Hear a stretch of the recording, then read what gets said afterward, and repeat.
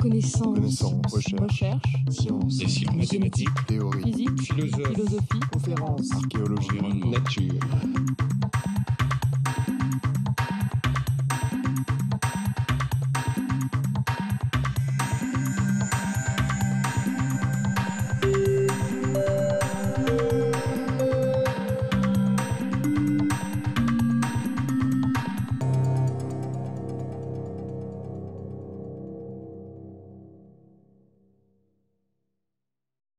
Merci. Je voulais d'abord vous remercier, monsieur le professeur Fussman, ainsi que le professeur Pierre Corvol de votre invitation qui m'a énormément touché.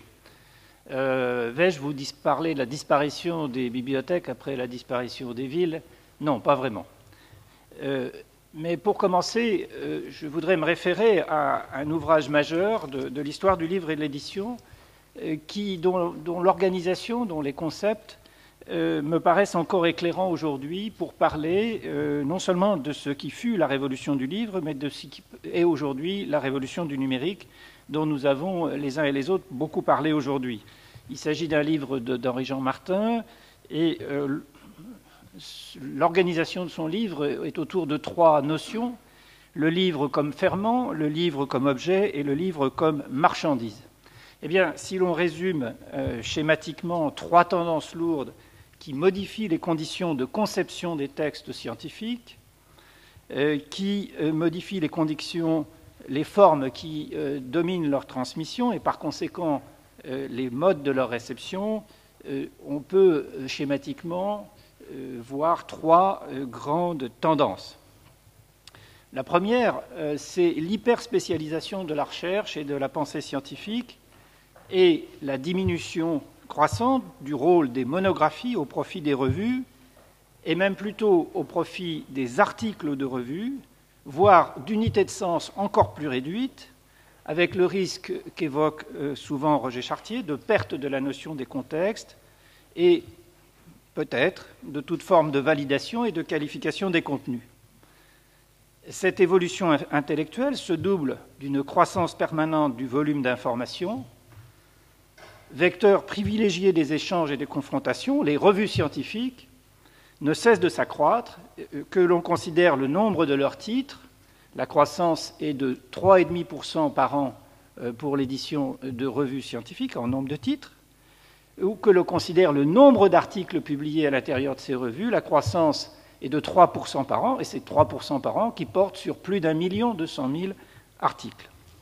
Le professeur Mandel faisait allusion ce matin à cette croissance incroyable du nombre d'articles dans son domaine. Deuxième tendance, c'est la numérisation du monde. Monsieur le professeur Berry, vous avez utilisé cette expression et je l'ai reprise.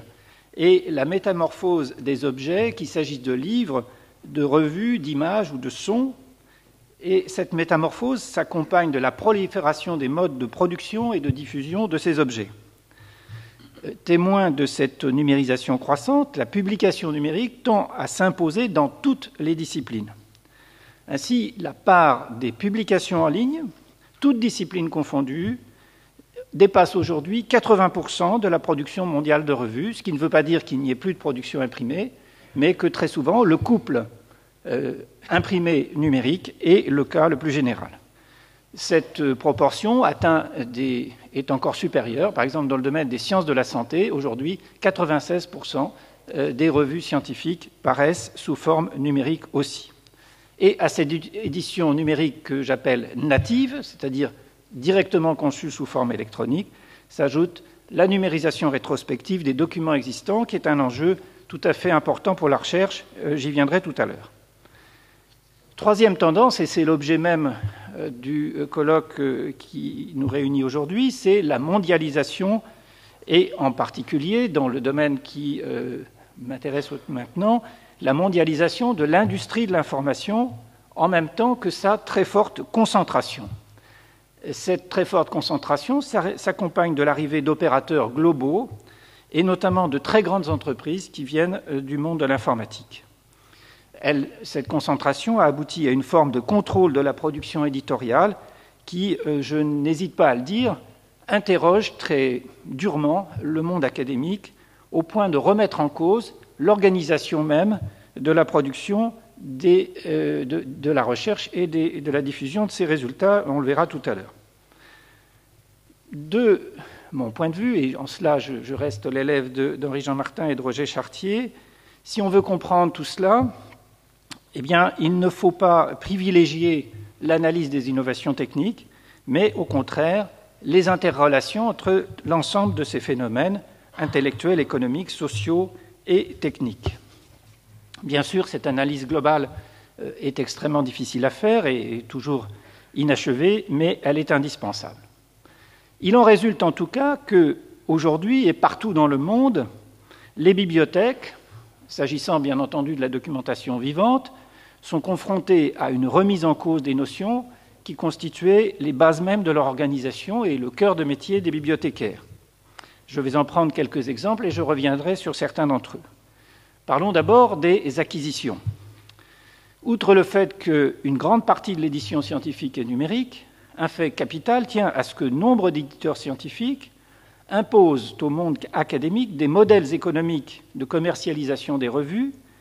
Et ces modèles sont construits de la manière suivante, c'est que l'abonnement à des périodiques scientifiques est maintenant majoritairement offert sous la forme d'abonnements groupés, que l'on appelle aussi des bouquets, avec comme seule alternative la vente d'articles à l'unité, ce qu'on appelle le pay-per-view. Ça ressemble finalement au bouquet audiovisuel, si cette notion vous est plus familière. Sauf que ça porte sur des milliers de titres.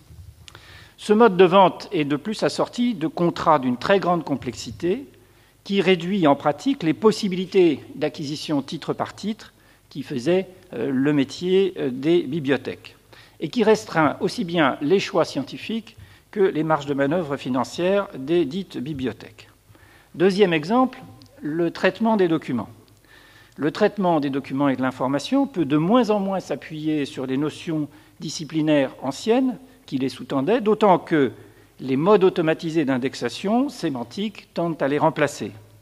Et aux critères traditionnels de constitution des catalogues se substituent les métadonnées, avec de la part des usagers une attente légitime de rebond vers des contenus en texte intégral.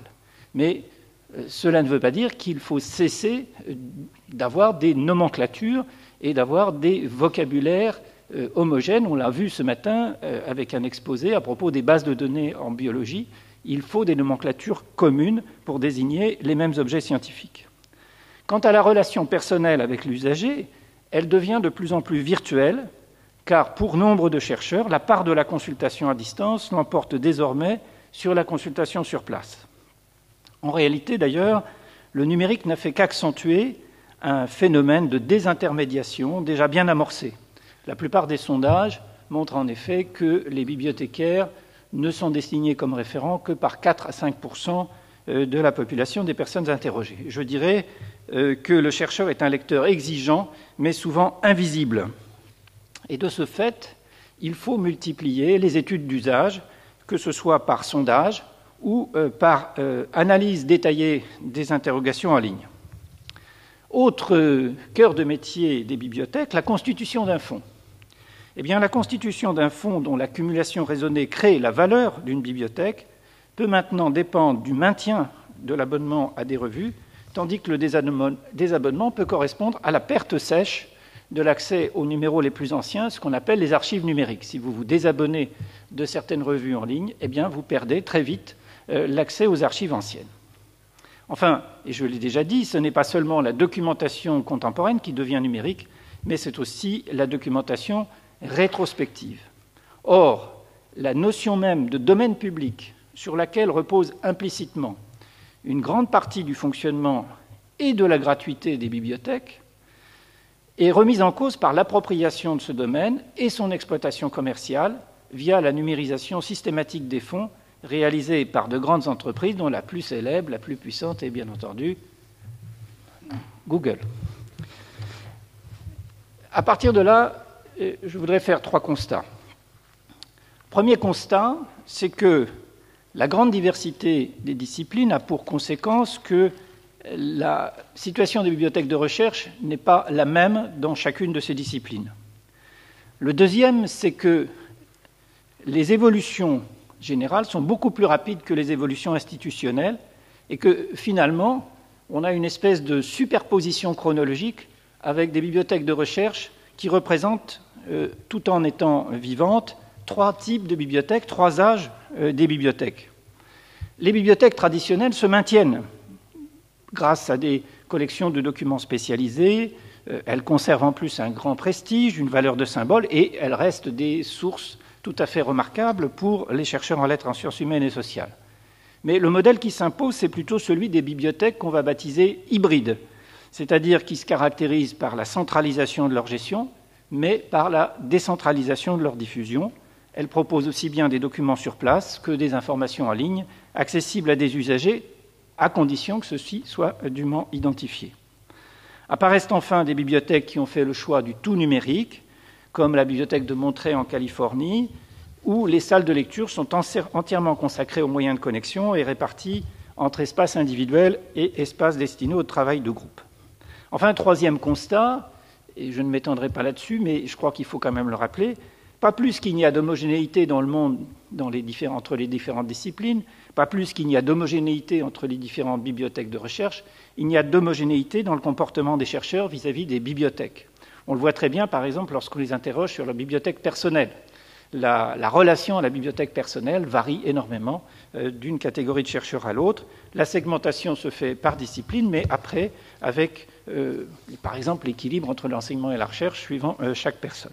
Donc tout ça veut dire quoi? Ça veut dire que tenir un discours général sur les bibliothèques de recherche en général est très imprudent. Je vais quand même le faire, tout en ayant averti de cette difficulté méthodologique. Et je voudrais mettre l'accent sur 2 points particuliers. Le rapport entre bibliothèques de recherche et le monde de l'édition, le monde des publications scientifiques commerciales, avec 2 stratégies de mutualisation, ce qu'on appelle les consortiums et d'autre part ce qu'on appelle les archives ouvertes.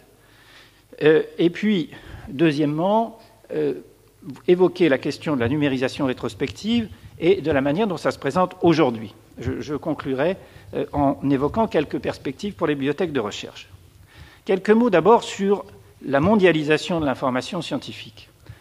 Contrairement à une représentation, je dirais, intuitive, l'information scientifique n'est ni libre ni gratuite. Majoritairement, elle est payante et elle est parfois extrêmement chère. Et à l'illusoire disponibilité universelle des publications s'oppose la dure réalité économique d'un marché mondial de l'information scientifique. Pour vous donner des ordres de grandeur, le seul chiffre d'affaires de l'information scientifique, technique et médicale, c'est 10 milliards d'euros. Si on ajoute l'information juridique, fiscale et réglementaire, c'est 9 milliards 300. Et on voit bien que lorsqu'on a affaire à une industrie de cette taille, la question du marché est une question capitale et par conséquent la question de la vente et du chiffre d'affaires. Les principaux clients de cette industrie sont d'abord les entreprises et l'industrie pharmaceutique occupe une place singulière parmi ce marché. Mais dans le domaine scientifique, technique, médical, le marché des revues scientifiques qui représente 5 milliards d'euros au plan mondial a comme principaux clients les bibliothèques de recherche. Et les bibliothèques de recherche représentent, selon les disciplines, entre 68% et 75% des acheteurs de revues dans le monde. Alors, à ce fait, il faut en ajouter d'autres pour comprendre ce qui est en train de se passer.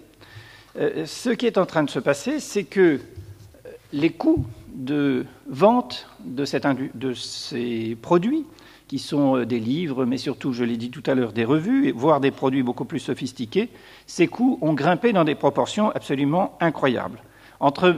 Pour s'en tenir à la France, entre 80 et 99, le coût des périodiques étrangers acquis par les bibliothèques universitaires a progressé de 229% pour les lettres et sciences humaines et de 600% pour la pharmacie. Ces coûts, la progression des coûts s'est ralentie entre 2000 et 2007, seulement 50%, mais vous admettrez que ce sont des chiffres considérables, et ce qui explique le mouvement de recul des monographies, à la fois pour des raisons éditoriales et des raisons financières. Et aujourd'hui, la progression des coûts annuels est de l'ordre de 5% par an. À ce phénomène de progression des coûts s'ajoute, je l'évoquais tout à l'heure, la concentration de l'édition. Les 100 premiers éditeurs mondiaux représentent à peu près 67% de la production mondiale de revues. Et ces groupes ont racheté peu à peu, depuis une trentaine d'années, une grande partie des revues de référence. Ainsi, par exemple, une enquête montre que sur les 9360 titres de revues scientifiques indexés par le Journal of Citation Report, quasiment les 2/3 sont édités par les grands éditeurs commerciaux, je veux dire Elsevier, Thomson Reuters et Wolters Kluwer. Et si on se réfère à une autre statistique, c'est-à-dire si on analyse les principaux titres d'articles téléchargés en France, là j'utilise comme source le consortium Couperin, eh bien on s'aperçoit que 45% des titres consultés par les chercheurs sont commercialisés par 4 groupes éditoriaux, Elsevier, Springer, Taylor Francis et Wiley Blackwell. Face à ces oligopoles, le pouvoir de négociation des universités les plus riches, je veux dire les universités américaines, reste modeste. Que dire des universités françaises? Et c'est la raison pour laquelle, depuis un certain nombre d'années, depuis une quinzaine d'années, on a vu apparaître, puis se renforcer des stratégies de mutualisation. Ce matin, le professeur Fussman disait il faut mutualiser les moyens et organiser des processus coopératifs. Eh bien, c'est exactement ce qui est en train de se passer dans le domaine des bibliothèques de recherche. Au titre de ces stratégies de mutualisation, une des plus réussies est la création de consortiums régionaux ou nationaux qui viennent de faire l'objet d'une enquête de mon collègue Pierre Carbone et dont je voudrais mentionner certains résultats. Enquête pour le compte de l'Inspection générale des bibliothèques. Qu'est-ce que c'est qu'un consortium? Un consortium est une association d'universités, d'organismes de recherche dont la direction est en général assurée par des universitaires et la gestion par des bibliothécaires. Cette association peut prendre des formes juridiques diverses.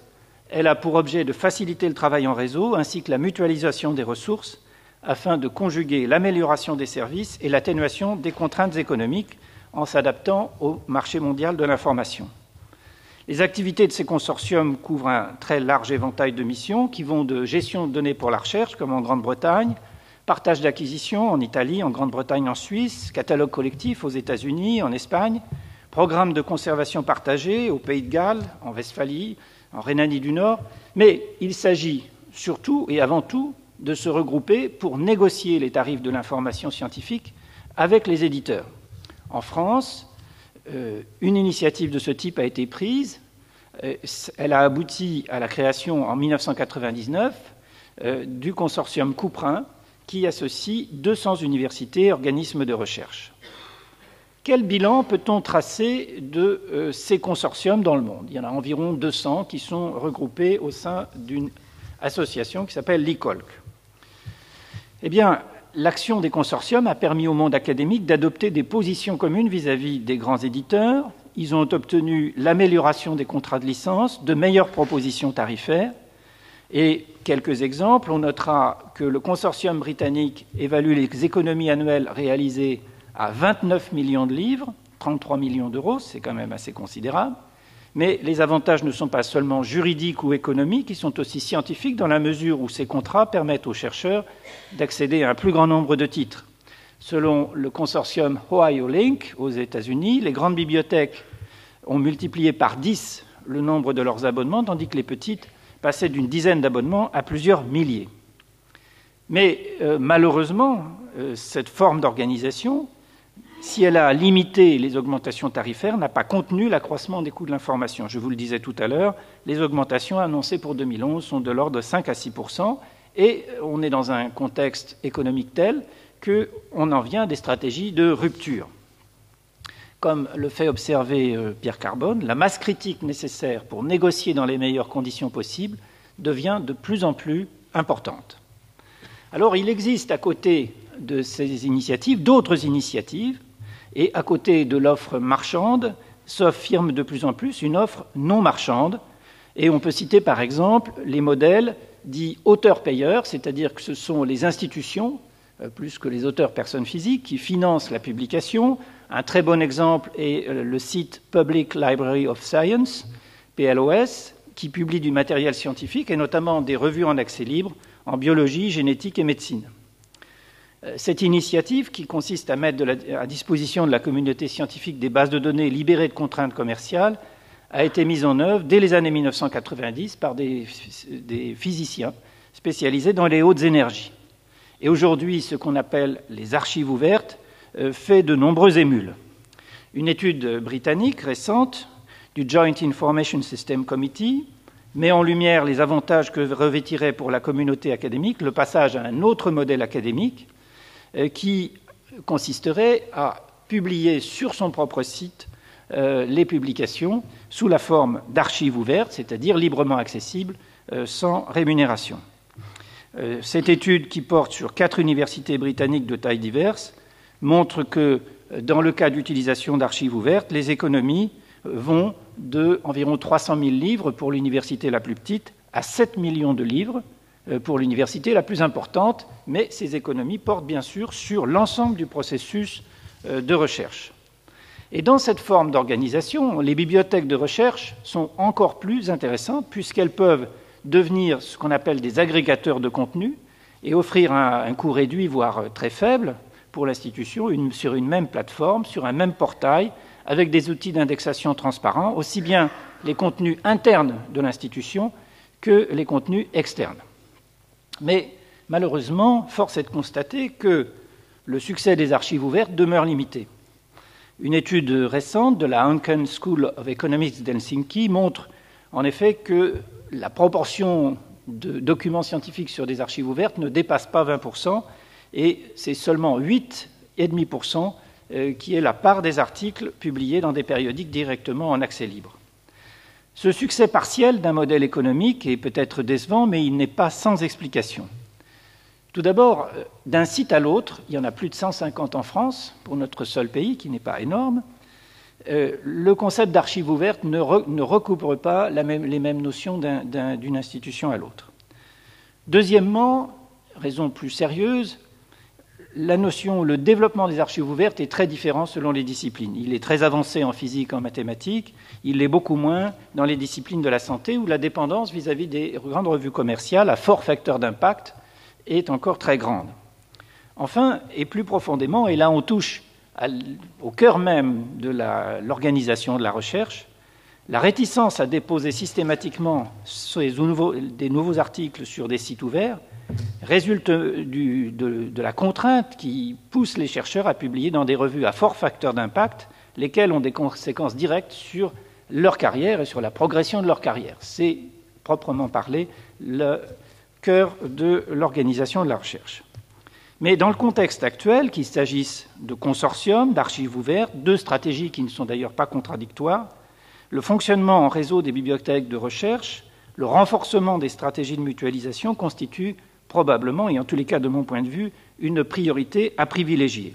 Et je voudrais souligner que, compte tenu de l'ampleur des questions posées, cette problématique ne concerne pas seulement la politique propre de chaque établissement, mais aussi celle des États. Et donc, les stratégies de mutualisation sont tributaires de politiques publiques. Même s'ils dépendent du cofinancement de leurs membres, partout dans le monde, les consortiums ont bénéficié d'un soutien financier de pouvoirs publics nationaux ou régionaux. Je voudrais en venir maintenant, dans le temps qui m'est imparti, à un autre enjeu majeur pour les chercheurs et les bibliothèques, c'est la production et le contrôle des documents numériques du domaine public. Vous savez que les bibliothèques nationales ont entrepris de vastes programmes de numérisation qui ne concernent pas simplement les imprimés, mais aussi les photographies, les estampes, les documents sonores. C'est le cas de la Bibliothèque du Congrès à Washington, avec le programme American Memory, de la British Library, de la Bibliothèque nationale de la Diète à Tokyo, etc., etc. Et pour parler de notre pays, vous savez que la Bibliothèque de France, avec Gallica, propose aujourd'hui environ 1,2 million de documents au public sur Internet. Et puis, il y a des projets européens comme Europeana. Ce type d'activité existe aussi pour de grands secteurs spécialisés, par exemple la National Library of Medicine à Bethesda ou bien la Bibliothèque interuniversitaire de médecine à Paris. Mais, et je voudrais insister là-dessus, la numérisation du patrimoine imprimé est devenue aussi créatrice d'un nouveau marché commercial qui est l'objet d'une concurrence mondiale entre des grandes entreprises. J'ai cité Google, 167 milliards de dollars de capitalisation boursière, Apple, deuxième capitalisation boursière mondiale avec 266 milliards de dollars, etc., etc. Pour ces opérateurs globaux, face auxquels le pouvoir économique des éditeurs traditionnels ou des universités est modeste, l'enjeu majeur n'est pas philanthropique, il s'agit de s'approprier un nouveau marché publicitaire mondial, celui de l'Internet, de la téléphonie mobile et plus généralement de tous les appareils de communication nomades. Rappelons que le projet Google Books porte désormais sur 15 millions de volumes. La numérisation des bibliothèques par ces entreprises contribue à leur prestige, conforte leur image de marque, mais comme l'a souligné l'historien et directeur des bibliothèques de Harvard, Robert Darnton, elle fait courir le risque d'utiliser l'Internet comme un outil de privatisation du savoir. À court terme, la question de l'exploitation commerciale des œuvres que les spécialistes désignent comme la zone grise, c'est-à-dire des œuvres encore sous droit d'auteur, mais dont les titulaires de droit ne peuvent plus ni être identifiés ni retrouvés, cette question se pose. Ces œuvres représentent plus d'1 million d'ouvrages pour la France, environ 6 millions d'ouvrages pour la langue anglaise, et ils se trouvent pour le moment dans les bibliothèques, librement accessibles, mais non numérisés, pour une large part. Sur ce plan, une bataille juridique est engagée qui oppose plusieurs conceptions du droit d'auteur, certains préconisant une exception massive au monopole des auteurs sur leurs œuvres. Aux États-Unis, cette offensive a déjà mobilisé des moyens considérables. Environ 15 millions de dollars ont été dépensés en diverses procédures judiciaires. En Europe, dans un contexte juridique différent, Google a perdu un certain nombre de procès, mais n'a pas du tout modifié sa stratégie pour autant. Or, pour la recherche, comme pour l'édition et les bibliothèques, le maintien d'un monde de droit est un élément primordial. La question de la maîtrise des droits de propriété intellectuelle sera décisive. Perdre les droits sur ces textes entraînerait l'absence de tout contrôle sur l'économie de l'édition, mais aussi sur les bibliothèques. Et il importe de se mettre donc assez vite d'accord sur la définition juridique du livre numérique et que dans cette discussion, le rôle des bibliothèques ne soit pas éludé. Alors, quelle bibliothèque pour les chercheurs de demain? Qu'il s'agisse des documents numériques natifs ou des documents numériques numérisés a posteriori, on voit bien que, contrairement à une idée reçue, la question de l'accès va se poser de manière extrêmement aiguë. Au-delà des bibliothèques de recherche, c'est bien la question de la notion même d'espace public qui est aujourd'hui en jeu, ou plus exactement, la redéfinition des frontières entre espace public et espace privé. Et ce n'est pas le moindre des paradoxes que le développement d'un moyen de communication mondial, l'Internet, puisse se traduire par une marchandisation accrue de l'information et du patrimoine, et, par voie de conséquence, par une éventuelle restriction du champ d'intervention des bibliothèques. En regard de cet enjeu et par rapport à la recherche, par rapport aux jeunes chercheurs, aux doctorants, aux étudiants, la fonction des bibliothèques qui consiste, entre autres, à lever l'obstacle économique d'accès à l'information et aux documents, constitue bien évidemment une fonction tout à fait essentielle. Mais de mon point de vue, il faudrait s'employer, et les chercheurs devraient être les premiers à le faire, à ce que les bibliothèques demeurent du côté de la démocratisation du savoir. Quelques remarques rapides pour terminer.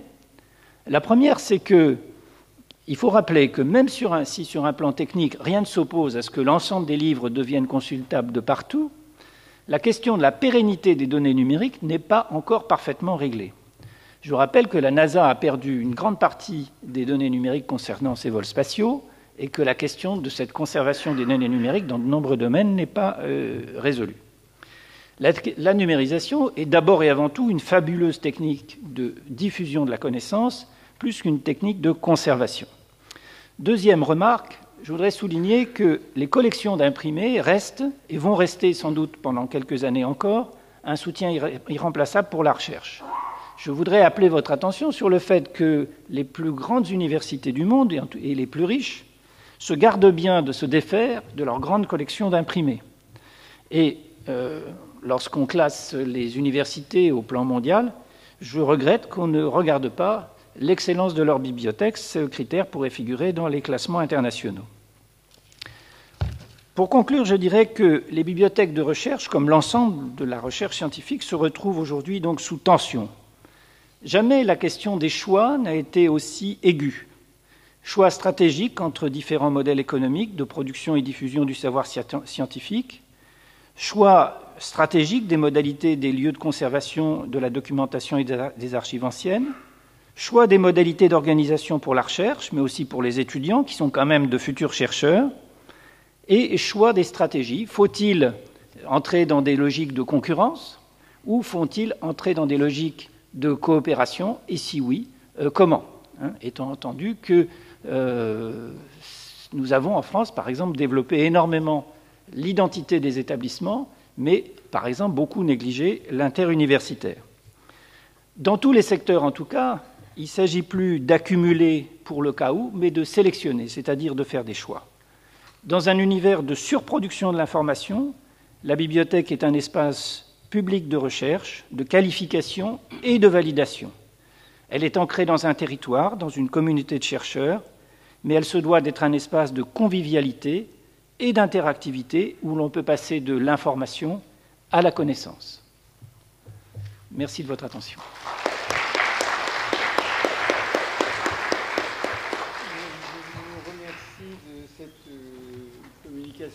Très pleine d'informations scientifiques et en même temps, d'une certaine manière,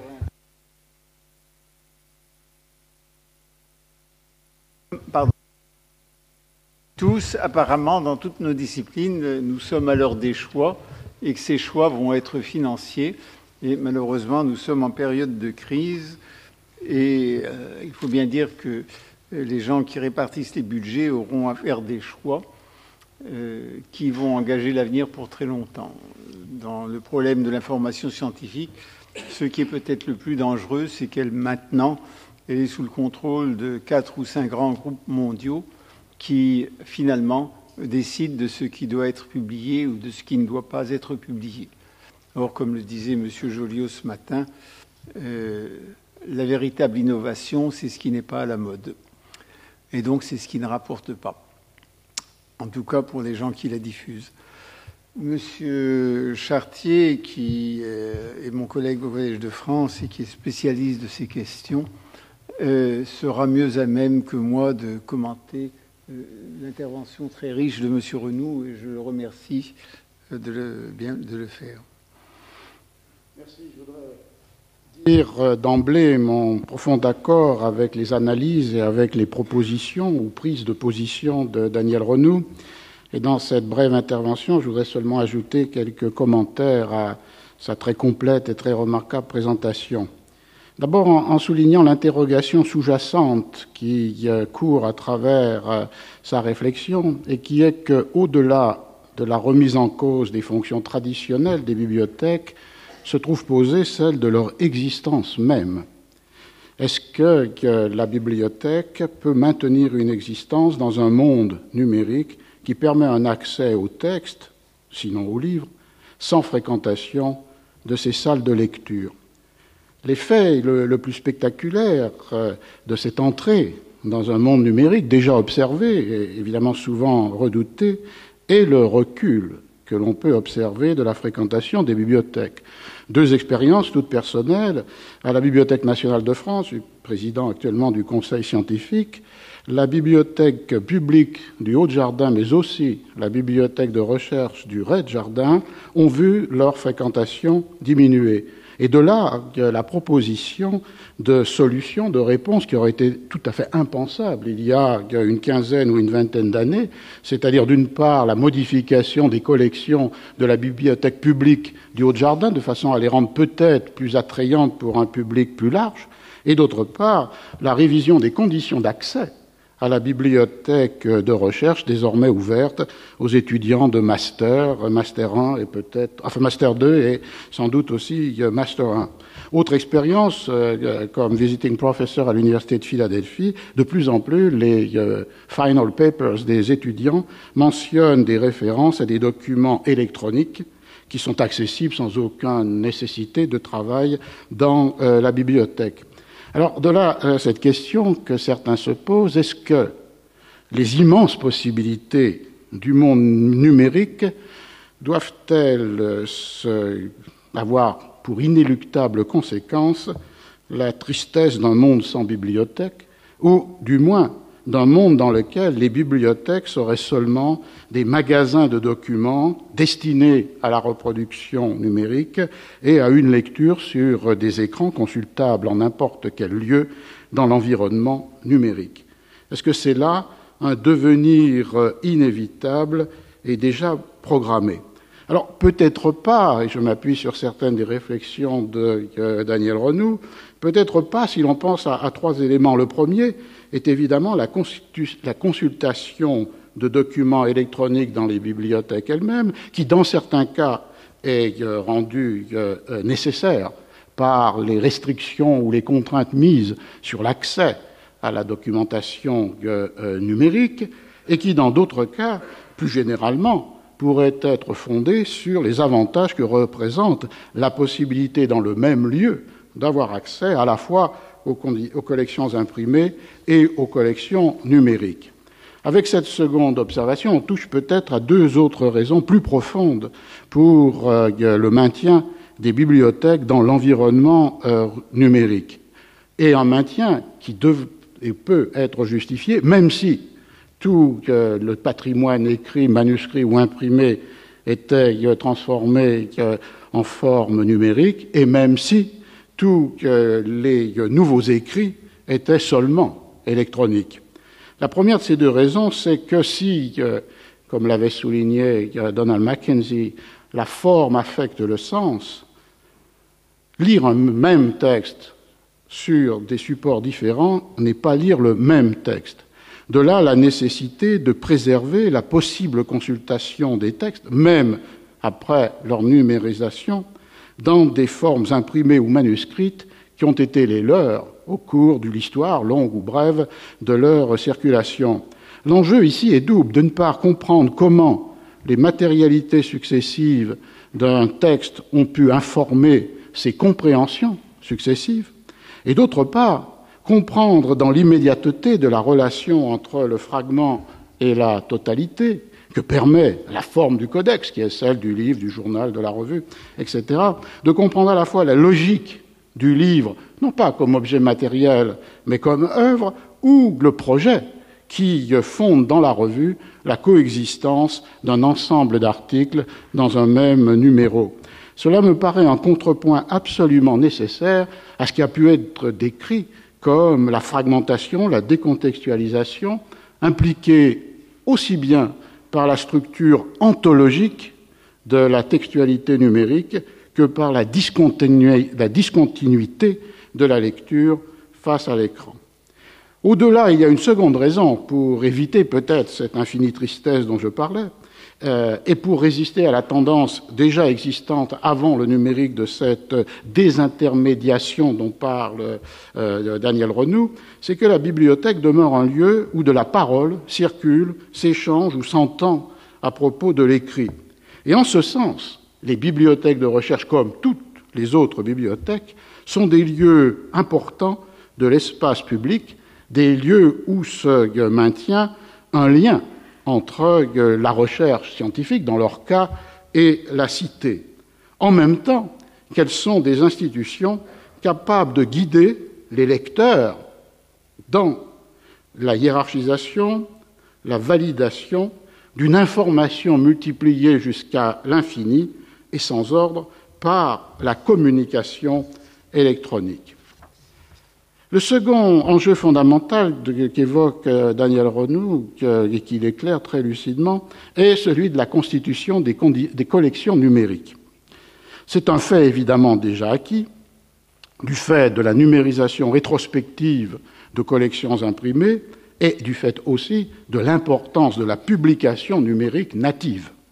Il rappelait que 80% des revues, toutes disciplines confondues et dans tous les pays du monde, ont une existence numérique, parfois accompagnée d'une existence imprimée, parfois non. La discussion n'est donc pas sur l'opportunité ou la nécessité de la numérisation, ce serait une discussion tout à fait absurde, mais sur ses conditions et, à partir de là, sur l'opposition qui peut exister entre deux scénarios. Le premier scénario laisse la maîtrise des programmes de numérisation aux bibliothèques et aux institutions publiques. La réalisation technique des opérations de numérisation pouvant être ou devant être évidemment confiées aux entreprises privées les plus adéquates pour cette tâche, mais des entreprises qui n'ont pas vocation à exploiter les données numériques ensuite remises à la bibliothèque. Et c'est le cas des bibliothèques numériques qui sont construites ou ont été construites par un certain nombre de bibliothèques nationales. Renou rappelait le cas de Gallica, la Bibliothèque nationale de France, le cas du grand programme de numérisation de la bibliothèque de la Diète au Japon, ou tout récemment l'appel à la constitution du National Digital Library par Robert Darnton dans un article publié dans le dernier numéro de la New York Review of Books. Dans ce cas-là, la bibliothèque est décisive parce qu'elle conserve le contrôle du programme de numérisation, qui suppose un ordre, des hiérarchies, des urgences. Elle garde la maîtrise des conditions d'accès aux données gratuites pour tous les documents qui sont dans le domaine public et négociés avec les éditeurs pour ceux qui seraient couverts par le copyright. Et elle garde la maîtrise de l'exploitation de ses propres fonds.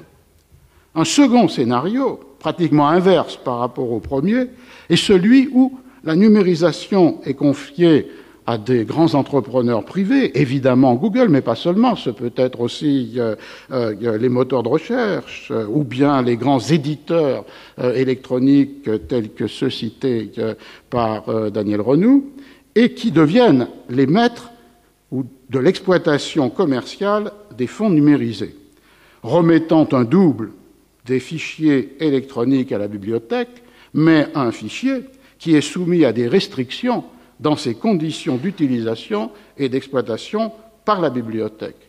C'est le choix qui a été fait déjà par un certain nombre de bibliothèques européennes qui ont passé des accords, dans ces cas, avec Google, la Bibliothèque municipale de Lyon, la Bibliothèque universitaire de Lausanne, la Bibliothèque nationale d'Italie, tout récemment. Je suis d'accord avec Robert Darnton et Daniel Renou pour indiquer qu'il y a là le risque d'une appropriation privée d'un patrimoine public et au-delà de la communication du savoir.